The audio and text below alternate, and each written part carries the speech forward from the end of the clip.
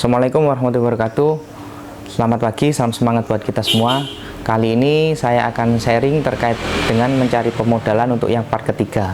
Jadi part ketiga ini berhubungan dengan investasi dana titipan atau deposito ya. Seperti biasa, jangan lupa untuk di subscribe supaya saya bisa terus bersemangat untuk membuat video-video selanjutnya. Sebelum lanjut, bagaimana dengan teman-teman? Apakah video yang saya sampaikan terkait dengan riset produk, bagaimana cara menentukan market, dan juga menentukan pemodalan part 1 yang kedua, apakah sudah diterapkan? Sepertinya belum ya. Jadi ujian bagi calon pengusaha memang seperti itu ya. Jadi kebiasaan menunda itu adalah hal yang kurang baik. Jadi sekiranya kalau teman-teman itu menemukan ide atau suatu produk yang sekiranya cocok untuk dipasarkan, segera action aja.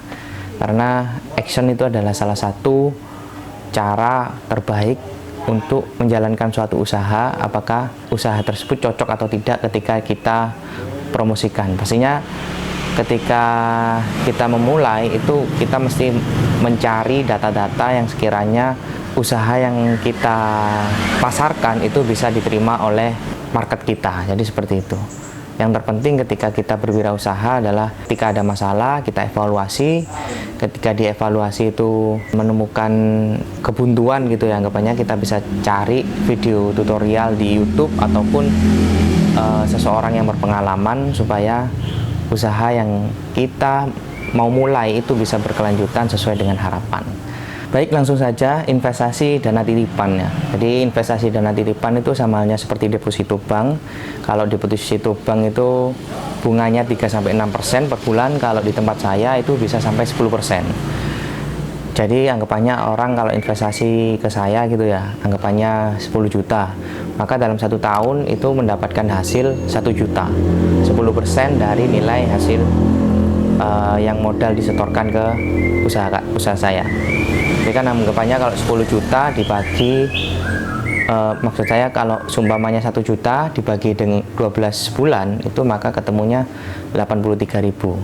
Jadi nilai 83.000 itu menurut saya cukup terjangkau. Saya bagikan kepada para investor dana titipan atau nasabah dana titipan. Jadi seperti itu.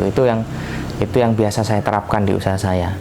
Karena memang usaha yang saya tekuni itu modalnya cukup banyak ya. Jadi seperti mesin las, gerinda, bor itu kan produk-produk yang harganya itu tidak murah. Jadi seperti itu. Nah, selanjutnya jangan lupa teman-teman itu untuk membuat surat perjanjian ya. Jadi surat perjanjian itu sangat penting sekali untuk menjaga reputasi kita kepada investor supaya investor itu percaya dengan kita. Jadi seperti itu. Kalau saya biasanya untuk yang investor yang menginginkan nilai saham itu jangka waktunya perjanjiannya itu sekitar paling cepat 1 tahun, itu paling lama 3-5 tahunan lah anggapannya, tergantung dari investornya ya. Jadi kalau semuanya investornya itu terlalu kebanyakan menuntut terhadap saya, maka perjanjian tersebut tidak akan saya buat lama, karena itu yang membuat saya tidak bisa menjalankan usaha saya dengan maksimal. Jadi ketika kita menjadi pengusaha kan salah satunya ketika ingin menjalankan usaha dengan baik itu tidak ada tekanan ya. Kalau kita kebanyakan tekanan itu kan yang ada usaha yang kita jalankan itu tidak bisa berjalan maksimal karena kebanyakan tuntutan dari investor. Jadi seperti itu.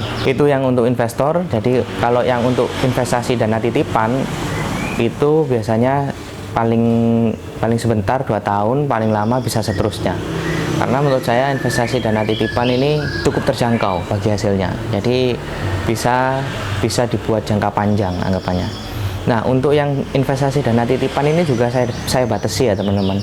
Kembali lagi ketika kita berwirausaha itu sesuaikan kebutuhan modal kita dengan apa yang kita butuhkan, bukan apa yang kita inginkan ya.